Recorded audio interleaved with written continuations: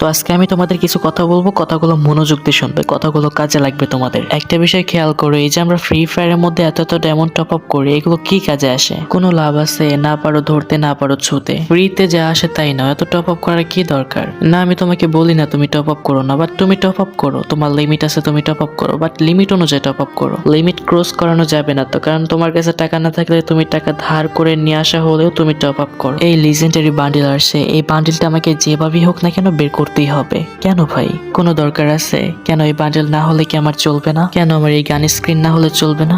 অমুক দিন অমুক তারিখে গান স্ক্রিন আসবে, ইভো গান স্ক্রিন, এখন আমাকে বের করতেই হবে। কেন ইভো গান স্ক্রিন ছাড়া কি খেলা যায় না? কেন লিজেন্ডারি বান্ডেল ছাড়া কি খেলা যায় না?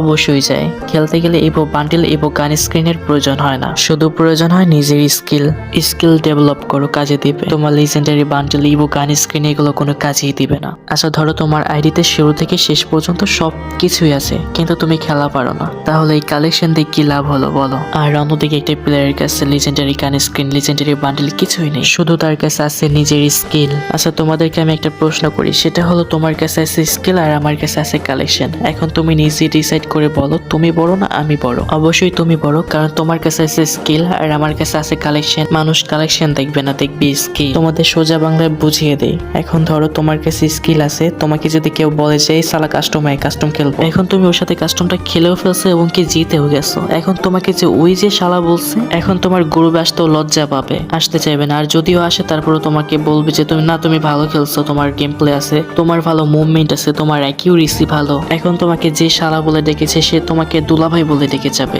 কারণ কি? কারণ তোমার স্কিল আছে। এখন যার কাছে কালেকশন আছে তাকে যদি কেউ কাস্টম চ্যালেঞ্জ দেয়, যদি খেলে হেরে যায়, তখন যে প্লেয়ার ওর কালেকশন দেখে ওকে দুলাভাই বলে ডাকতো, এখন সেই প্লেয়ার ওকে শালা বলে ডাকবে। এই হচ্ছে কালেকশন এবং খেলার স্কিলের মধ্যে পার্থক্য। আশা করি তোমাদেরকে বোঝাতে পেরেছি। আরেকটা কথা বলে রাখি তোমাদের, সেটা হলো যদি আজকের এই ভিডিওতে 2000 ভিউ, 500 লাইক যদি কমপ্লিট হয়, তাহলে তোমাদের আমি 3টা উইকলি গিভওয়ে করব। যদি আজকের এই ভিডিওটা একটু ভালো লেগে থাকে তাহলে অবশ্যই চ্যানেলটি সাবস্ক্রাইব করে দিবেন। ধন্যবাদ সবাইকে।